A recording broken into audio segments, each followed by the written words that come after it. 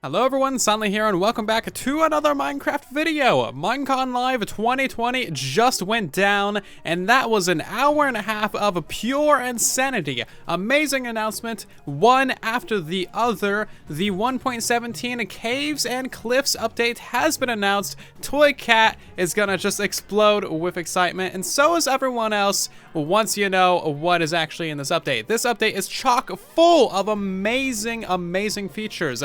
Of course, massive cave update with cave biomes, new huge cave generation updates and changes, amazing variation in all the different caves that you'll see. We're also getting lots of new mountain generation, new hostile mobs, lore, archaeology system, plants, pets, items, blocks, inventory solutions, redstone and wireless redstone, new ores, new crafting, recipes, and so much more. I can't list everything in the intro, so you're just gonna have to watch through this video and see what was announced at Minecraft Live 2020. It is a massive update coming in the summer of 2021. One thing Mojang really specified during this event is community feedback. They want to hear from you, they want to know what you think about these features, and once we start getting betas and snapshots for the Caves and Cliffs update, they want your feedback. They want to make sure that everyone is happy with this update and that everything is as best as it possibly can be. So make sure to give your feedback to Mojang about all of these different features, and you can also let me know what you think down in the comments as well. There are so many things to think about this update. It is really quite the awesome update. There are three main pillars and foundations to the 1.17 Caves and Cliffs update. Number one is mountains and goats. They're going to be completely overhauling the mountains and of course adding goats as well. We'll talk about that more in the later parts of this video. The second one is adding strategy and new mechanics to mining and gathering resources underground. Seriously, you're going to have to really pay attention when you go mining now. There's a lot of new stuff to pay attention to underground, and they also want to add an underground of marvel. Variation, contrast, and building underground is a massive part of this update. This update pretty much guaranteed has something for every single playstyle. So let's talk features, shall we? First up is cave generation. Caves are getting the biggest overhaul that we've ever seen, mostly because we've never seen any overhaul, but seriously, there is a lot of really cool stuff here.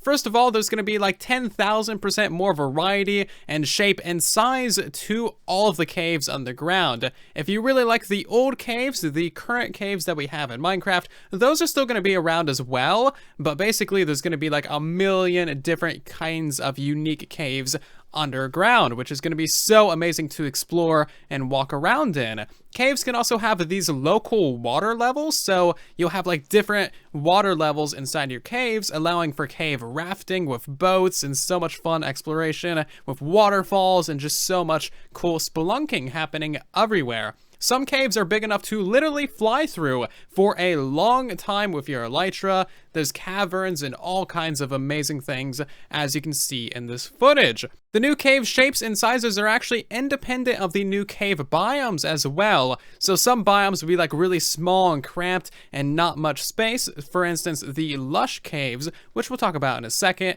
And some cave biomes are really giant and really open as well. So there's going to be so much variation. Every single cave is going to be incredibly unique. There's going to be more cave variation than there is variation to the overworld. So if you imagine all the different biomes and all the different variation there is on the surface, caves are going to have even more than that.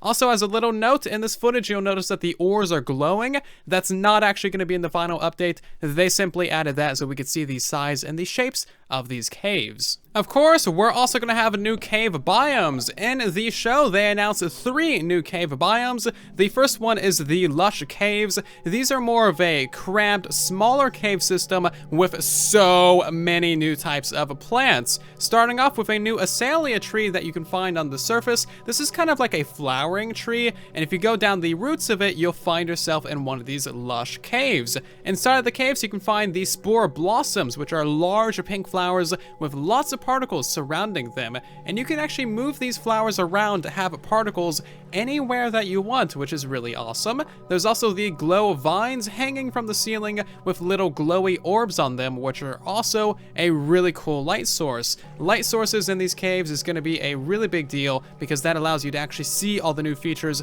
and fully experience them to the maximum. There's also a new drip leaf plant as well. This is a plant that you can stand on top of for a time before the leaf actually collapses under your weight and drops you down. However, that leaf will spring up over time, allowing you to stand back on top of it again, so it's kind of like a parkour scaffolding that resets itself, a really, really cool little mechanic. Overall, there's just a lot of new plants in here, which is going to be so fun to explore with and build with, including 1-layer tall leaves that you can see in the footage, basically carpets that are leaves. This is a terraformer's dream.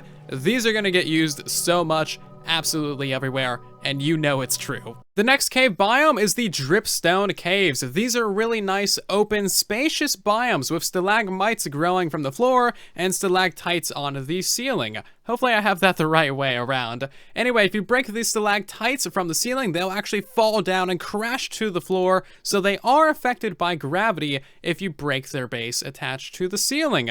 I presume that when they fall on something, they'll deal damage to it, because when you fall on a stalagmite, they'll actually deal a lot of damage to you. As you can see in the footage, it killed a zombie outright, and he didn't really fall that far. So these are basically spikes that we can use in a variety of different ways, presumably. Also, the dripstones on the ceiling drip down water droplets that you can use to fill a cauldron. So it's basically a new type of infinite water source that's also going to add a ton of ambience as well. Overall, this is probably like the most modded cave, just because it looks so different than your typical Minecraft structure. The third and final cave biome that they announced is the Deep Dark. This is a new, extremely scary cave biome that you'll have to be very, very careful when exploring. You can see the very dark colored skulk blocks on the floor. We don't know much about those yet, but we can only assume evil things. There's also the Skulk Sensor, which will sense vibrations in the air and emit a redstone signal. We'll talk more about that later as well. In this footage, you can also see candles on the floor, which is really awesome, a new type of dungeon, new cobblestone-looking things in the wall, and a new fading, blinking light effect that you can see in the footage as well, which is very, very atmospheric, and leads us into our first new mob of this update. The first ever blind mob is being added to Minecraft, and this is a very scary, very powerful, strong mob. This guy cannot see you, but it will detect vibration like the Skulk Sensor. They want to recreate the first night of Minecraft with this mob, where you're scared, alone, and you have no idea what's happening. So yeah, this thing is scary. It's very atmospheric. It's basically like a horror game, especially when you're in the deep, dark biome. It seems like the warden can kind of detect where you're at using the heartbeats, which you can hear in the footage as well. These things are incredibly strong. The player in this footage was wearing a full netherite armor, and they got killed in just a couple of hits. So fighting this thing isn't really going to be the best tactic. It's better to distract it using vibrations such as from a snowball, as you can see in the footage as well. Another feature from the Deep Dark is the Skulk Sensor. This is a brand new redstone component that is not at all similar to the Observer. This thing, it detects vibrations in the air. Vibrations can be from anything moving. So the player moving, footsteps flying, snowballs, arrows, blocks breaking, anything like that. And then once it detects a vibration, it actually emits a redstone pulse and another vibration as well, allowing for wireless redstone, as you can see there. To prevent feedback loops, you can actually use wool to block vibrations from hitting the Skulk Sensor, which is incredibly convenient as well. This is going to be used for all kinds of really, really cool things, basically everywhere. This thing is going to have so many uses for traps, contraptions, secret entrances, activations, you name it, the Skulk Sensor is going to be used for it. Another awesome thing that you'll be able to find underground is these crystal rooms with amethyst geodes that glow. These things are incredibly rare and renewable. They grow from the crystal blocks that you can see in the floor, and whenever you step on them, they'll make this amazing sound. This is a new unobtainable block, so you will not be able to move these crystal blocks around to grow crystals anywhere. You'll have to specifically go to these locations to acquire and farm your crystal shards, which you get from breaking crystals. These new structures have been compared to mob spawners, so they're basically just going to be sprinkled around and they're going to be rare.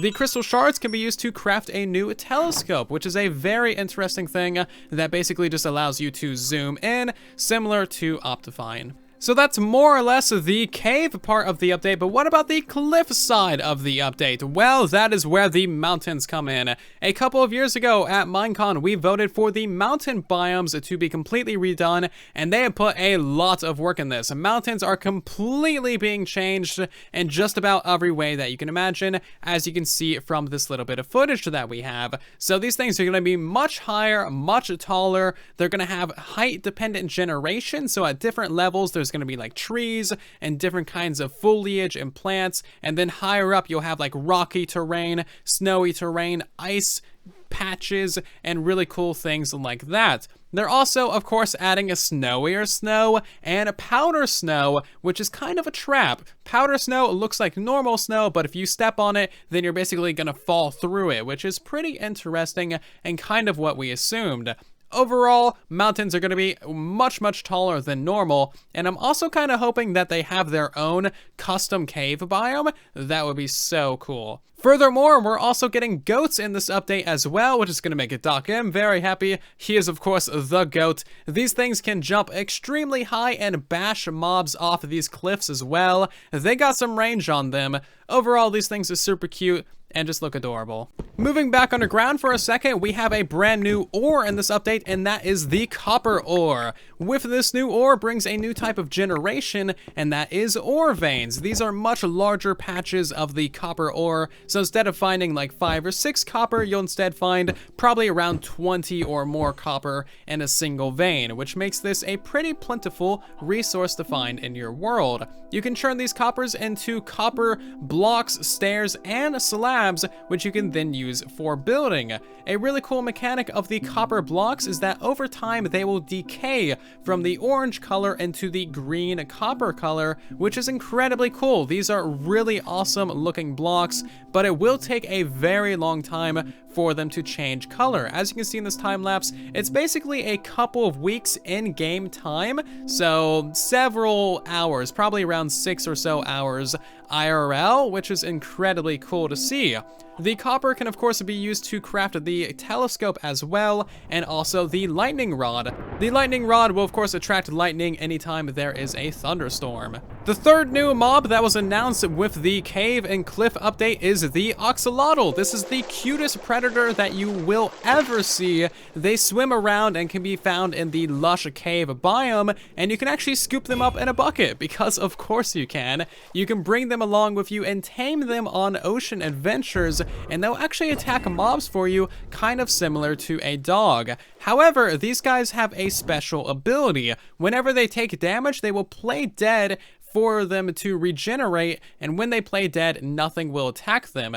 If you're actually good enough with working with them and fighting with them, the axolotls can actually heal you during combat as well. So these guys not only are incredibly adorable, but are also incredibly helpful for underwater combat.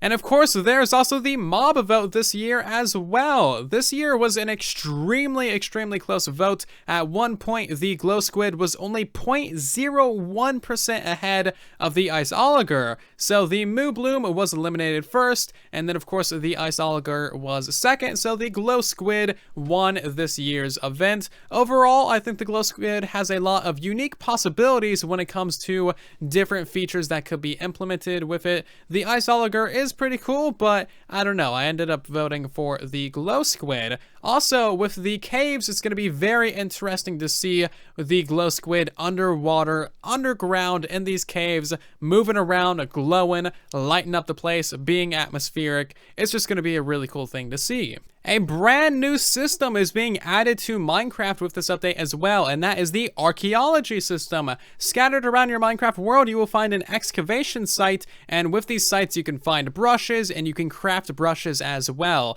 Brushes allow you to actually brush down dirt, gravel, and probably other blocks as well to find artifacts. But you have to be incredibly careful. If you are not careful enough, the artifact will break and be destroyed forever. Within these dirt and gravel blocks, you can find different pieces of pottery, which you can then combine to try and recreate the original artwork or make your own clay-fired pot, which is really awesome. Something that you'll notice here is that you can actually get different heights of gravel and dirt, which of course is going to be used a ton for terraforming, builder's delight basically. And you'll also notice that you can get emerald and diamond blocks, and probably a lot more from Archaeology. Now the diamond blocks is basically a diamond farm, so we'll see how that goes. I kind of don't foresee that staying in the game, because a diamond farm, of course, is incredibly overpowered. At long last, we also have some more inventory solutions as well in the form of bundles. Bundles allow you to put multiple different stacks of items and a bunch of different items into a single inventory slot. When you hover over the bundle, you'll see what items are actually in it as well with the little icon. And basically, this is like an inventory-only shulker box. You don't need to place down the bundle or anything like that to access the items or put more items into it. So that is basically everything that we know about the Caves and Cliffs update as of now. As you can see, it is a massive update with just countless features that absolutely no one expected. I am extremely excited about the Deep Dark and all of the different lore and different fun things that can be done with that. Turning Minecraft into a itty bitty bit of a horror game could be a really fun addition, and I'm seriously looking forward to that. Let me know your thoughts about this update and what you were looking forward to most in the comment section down below. Mojang would also like to know, so you can let them know on Twitter or basically anywhere. Of course, there was a lot of other stuff announced at Minecon Live as well, so we're going to go through that in this video too. First of all, there is a lot of new Dungeons content coming soon. For example, new free DLC in the form of the Mountains Peaks. This is basically going to be the mountains update for standard Minecraft, but in Minecraft Dungeons. So they're going to be adding the awesome new mountains and goats to Dungeons first. And there's also going to be a cool new wind mechanic that'll push around players and mobs as well. The Ice Oligar will actually be immune to this wind. Ravengers are coming to Dungeons, and so is a new mob called the Wind Caller that will summon gusts of wind underneath the player, launching them up into the air and allowing them to take a lot of fall damage. They're also adding a new game mode, Apocalypse Plus, that is even harder than regular Apocalypse difficulty. They found a lot of new ways to change and tweak things to make it slightly more challenging and more difficult every single time that you play through it. It's not going to be the same constant difficulty. It's going to change every time you play a level, which is very interesting. There's also a lot of new paid DLC coming later as well. As you can see, there's end-themed DLC, underwater, nether-themed. There's a lot of cool stuff here that I'm very much looking forward to as well. Minecraft Earth is getting a new update later this month, so we can keep our eyes out for that. 2 new mobs are coming, and they're going to make a splash, so they're most likely going to be something aquatic. I would assume some sort of squid. They're also going to be adding pistons and sticky pistons to Minecraft Earth 2, so that's going to be pretty fun. A couple of notable things that we did not see this year at Minecon was no board game announcements. Where's my Minecraft board games? I want more of these. Also, there was no news about anything ray tracing, which is very interesting as well. I really expected to see a lot more ray tracing news, especially considering that NVIDIA just released their new graphics cards and all of that good stuff. So it's kind of interesting that we didn't see either of those things. And finally, there's a lot of new things for Bedrock Edition when it comes to creator tools. Over the last couple of years, they've of course been focusing on mobs and entities, but now they're pivoting to custom items and custom blocks. So now you can make new custom blocks with lots of fun different possibilities and great unique features. There's also new block models. This is actually going to allow for real mob heads, and it's basically the same tools that you would use to create a new mob. You can now use those same tools to create new block models. It doesn't need to be an actual mob head. It can be really anything that you want. These are custom blocks. These are custom items. It's really going to be quite the interesting thing. You can also have little info cards underneath the item, as you can see on the hotbar, and you can lock items to a player so that they can't be dropped or lost for adventure maps and whatnot. There's also different structure effects like 3D printing for when you're filling or replacing something with structure blocks, and overall just a lot of new things when it comes to add-ons and additions and marketplace things. You may have noticed that this year JEBA was not there for the actual game announcement. He wasn't there to announce the 1.17 update, and that's because he hasn't really been working on that update. They like to allow the developers who are mainly focused on those updates to announce it at Minecon. JEBA is taking on more of a leadership role, overlooking all of Mojang and all the different games and projects that we're working on. He isn't so much working hands-on with vanilla gameplay anymore, although he is of course dipping his hands into the, development cookie jar. As another fun thing, Jeb has almost worked 10 years on Minecraft. His anniversary is coming up in just a couple of months, which is a really cool thing. Jeb is honestly just a great guy and really cool and really wholesome and just honestly just the greatest. So it's cool that he's having a 10-year anniversary here soon, and I wish him all the best. Also, he wrote a book for Mojang employees that has all the secrets in it. This book will never be shown to the public, but I really want to see it. And that is pretty much it for this year's Minecon. As you can see, this update is jam-packed with amazing, unique, and very interesting features. I'm especially looking forward to the Deep Dark and the Archaeology, not to mention just the entirety of the underground of Minecraft is getting a 1000% overhaul. So is the surface with these super tall mountains. We're getting new mobs. There is just so many really awesome things to look forward to with the caves and cliffs update. I cannot wait until summer 2021. Honestly, can't wait until 2020 is over regardless, and this update makes it all the more tantalizing. Anyway, that's gonna do it for today's video. I hope that you have enjoyed. Of course, if you did enjoy, make sure to subscribe so that you can see more videos like this in the future. Share this video around so that others can enjoy the content as well, and I'll see you guys down in the comment section and in the next one. Thank you so very much for watching, and then there was silence.